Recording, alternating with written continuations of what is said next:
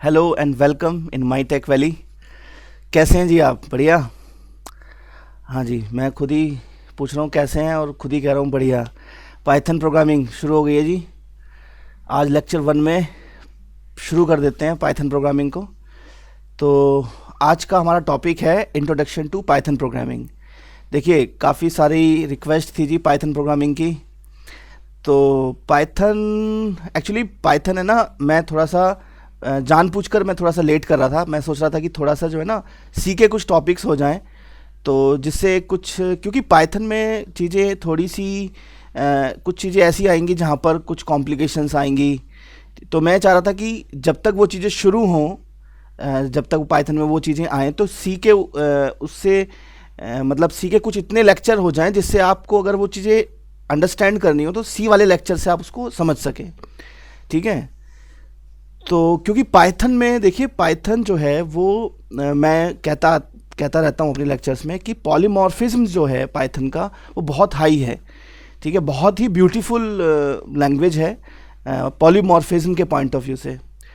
तो अच्छा, जिनको नहीं समझ में आया है कि मैंने मतलब पॉलीमॉर्फिज्म क्या होता है वो समझ जाएंगे, क्योंकि पाइथन बहुत ही ज़्यादा हाईली ऑब्जेक्ट ओरिएंटेड लैंग्वेज है, बहुत हाई लेवल का ऑब्जेक्ट ओरिएंटेशन। देखिए, जो लोग सी प्लस प्लस थोड़ा सा जानते हैं, जिनको पता है क्लास ऑब्जेक्ट क्या होता है, वो अगर उन्हें पाइथन की मतलब उन्हें जिन लोगों को सी प्लस प्लस और जावा का ऑब्जेक्ट ओरिएंटेड पता है, वो मेरे हिसाब से तो अभी इमेजिन भी नहीं कर पाएंगे कि पाइथन का ऑब्जेक्ट ओरिएंटेड कितना हाई लेवल का है।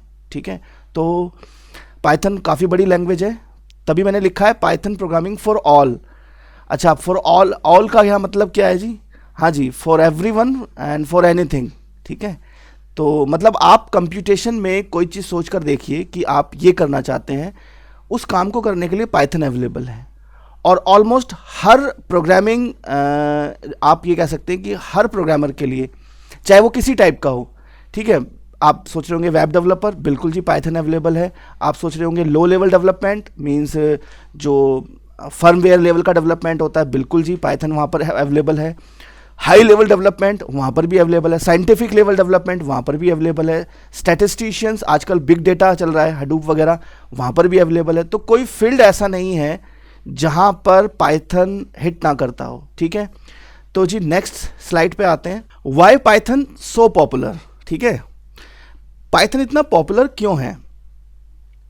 तो देखिए, मैंने जैसे भी बात बताई आपको कि साइंटिफिक फील्ड हो चाहे नॉन साइंटिफिक फील्ड हो, ठीक, तो दोनों फील्ड्स में पाइथन बहुत ज़बरदस्त, बहुत तेज़ी से यूज़ हो रहा है। और जो लोग हाई एनर्जी फिजिक्स ग्रुप में हैं वो जानते होंगे कि जो अपना CMSSW है उसका पूरा फ्रंट एंड इंटरफेसिंग जो है AOD, वो पूरा पाइथन बेस्ड करते जा रहे हैं, क्योंकि सन को भी ये पता है कि फ्यूचर में जितनी रेस्पॉन्सिबिलिटी और जितनी रिक्वायरमेंट फिजिसिस्ट को चाहिए कंप्यूटिंग पावर हमारी बहुत तेज़ी से बढ़ रही है।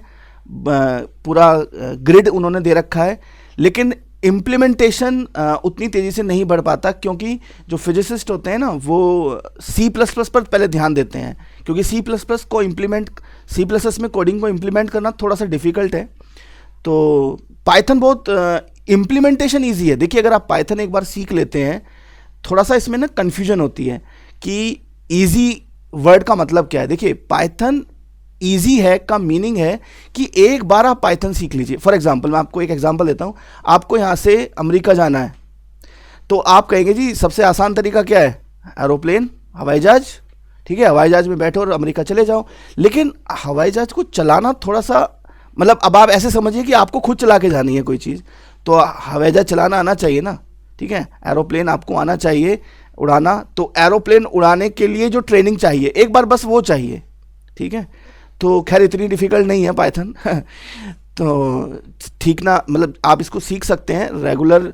बहुत सारी चीज़ें कम हो जाती हैं याद करना, जो जैसे सी प्लस में बहुत सारी सिंटैक्टिकल चीज़ें आपको याद रखनी होती हैं, यहाँ पर थोड़ा कम हो जाती हैं। अच्छा, अब एक चीज़ और है, मेरा कहने का जब मैं ईजी और डिफ़िकल्ट कहता हूँ तो दोनों में फ़र्क क्या है कि आप किस लेवल पर जाकर पाइथन को इम्प्लीमेंट करने की सोच रहे हैं। देखिए, अगर आप 11th-12th के स्टूडेंट हैं तो पाइथन ईजी है, आप इजीली अपना काम इस पर एकदम से लेकर आ सकते हैं। अगर आप किसी CMSW में कोई जो है ना डेटा को प्रोसेस करने की और इम्प्लीमेंटेशन और ये सब सोच रहे हैं, ठीक है, रिसर्च लेवल की बात कर रहे हैं बहुत आगे जाकर, तो पाइथन आपको मतलब पाइथन आपको उतनी ही ज़्यादा सीखनी पड़ेगी, ठीक है, क्योंकि वहाँ पर इम्प्लीमेंटेशन इसका थोड़ा डिफरेंट है। अच्छा चलो आगे आगे चलते हैं, नेक्स्ट लाइन इसमें देखते हैं। देखिए इसका जो एक बहुत अच्छा फीचर है, it is a platform independent. ये प्लेटफॉर्म इंडिपेंडेंट लैंग्वेज है। प्लेटफॉर्म इंडिपेंडेंट से मतलब क्या है? प्लेटफॉर्म इंडिपेंडेंट से मतलब है ये वर्चुअल मशीन जैसा एक कॉन्सेप्ट यूज़ करती है। जब कभी अभी कुछ लेक्चर्स में, अभी नहीं बताऊंगा शुरू में, कुछ लेक्चर्स के बाद में आपको बताऊंगा कि पाइथन की इंटरनल जो वर्चुअल मशीन कम्युनिकेशन है वो किस तरह का है, किस तरह का होता है। ये कुछ कुछ जावा जैसा होता है, ठीक है, जावा, जो लोग जावा प्रोग्रामिंग लैंग्वेज जानते हैं। तो प्लेटफॉर्म इंडिपेंडेंट से सिंपल मीनिंग तो ये है जी कि आपको ऑलमोस्ट हर ऑपरेटिंग सिस्टम के लिए आपको मिल जाएगा पाइथन, ठीक है। लाइनक्स के लिए भी मिल जाएगा, मतलब एक ही कोड लिखिए और उसमें बिना किसी चेंज करे हुए आप उसे लाइनक्स पे भी चलाइए, मैक पर भी चलाइए, और आप उसे विंडोज़ में भी चलाइए, AIX पे भी चलाइए, ठीक है। और जितने भी ऑपरेटिंग सिस्टम है जिसके लिए पाइथन ने अपना इंजन लिखा हुआ है उस पर पाइथन प्रोग्रामिंग चल सकती है, ठीक है। ये प्लेटफॉर्म इंडिपेंडेंट का मतलब ये होता है।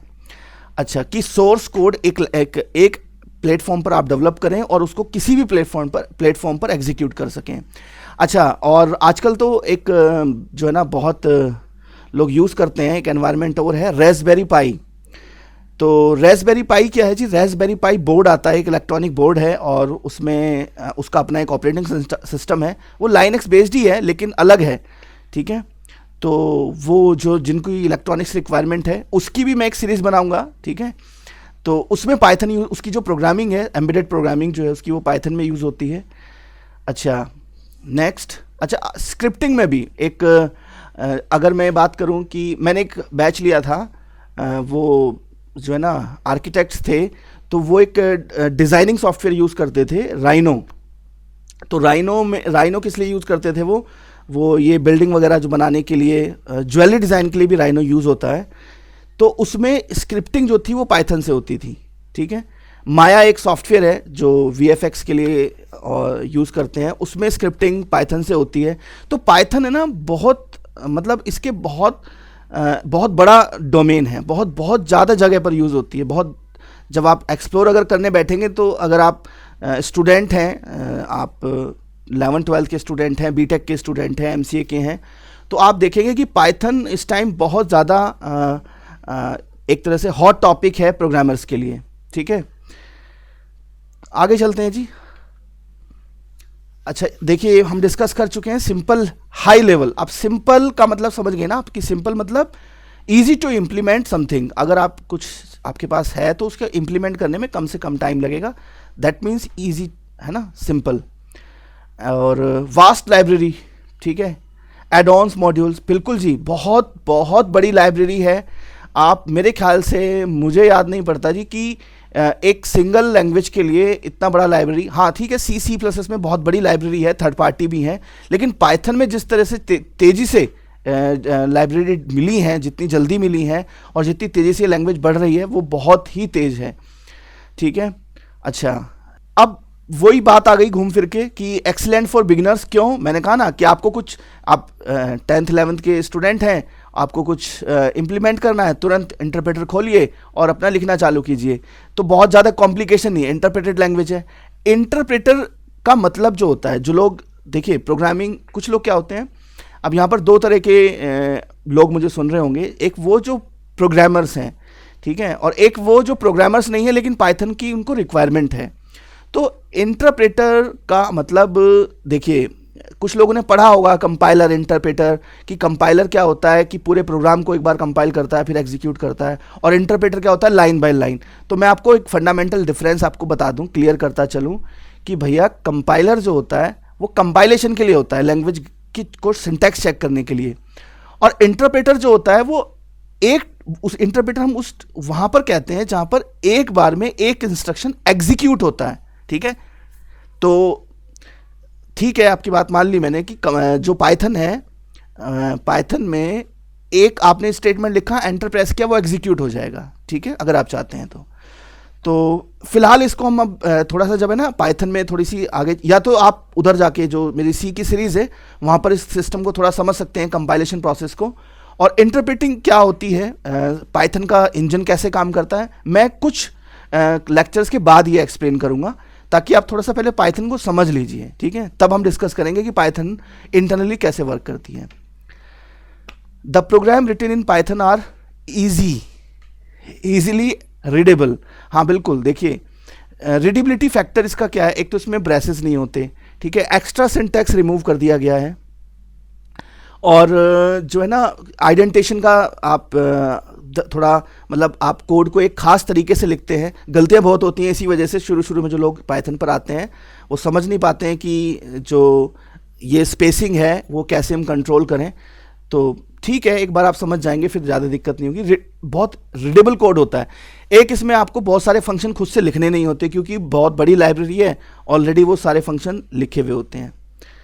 अच्छा, आगे चलते हैं।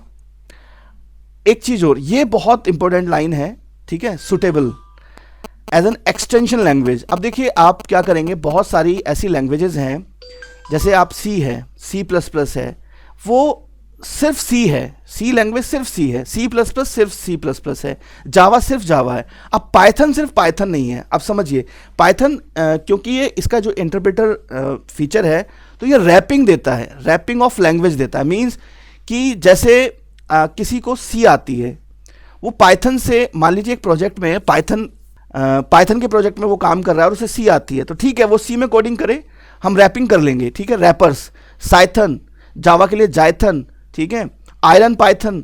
तो इतने वेरिएंट हैं इसके पाइथन के। ये बात अगर समझ में नहीं आई है कोई बात नहीं, जब थोड़ी सी आप पाइथन पढ़ लेंगे तो आप समझ जाएंगे कि ये फीचर कितना इम्पोर्टेंट है।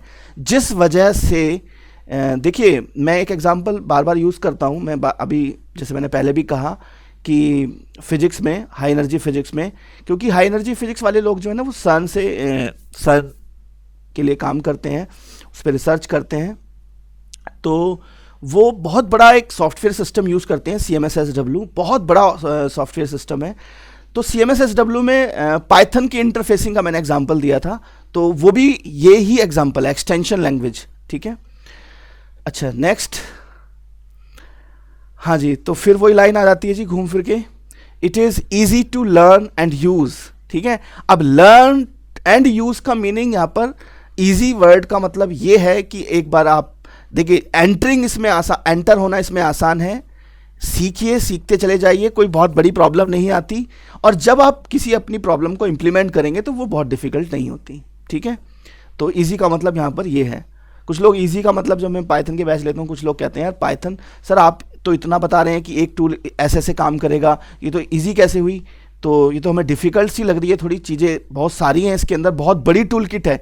देखिए सी में जब मैं सी का लेक्चर लेता हूँ मैं कहता हूँ सी एक बहुत छोटी टूल किट है, लेकिन जब मैं पाइथन पढ़ाता हूँ तो कहता हूँ बहुत बड़ी टूल किट है। तो उसका मीनिंग समझिए, वही बात आ गई ना एरोप्लेन वाली और साइकिल वाली, ठीक है। तो टूल किट बड़ी है इसलिए तो ईजी हो जाता है प्रॉब्लम को इम्प्लीमेंट करना, सॉल्यूशन को इम्प्लीमेंट करना।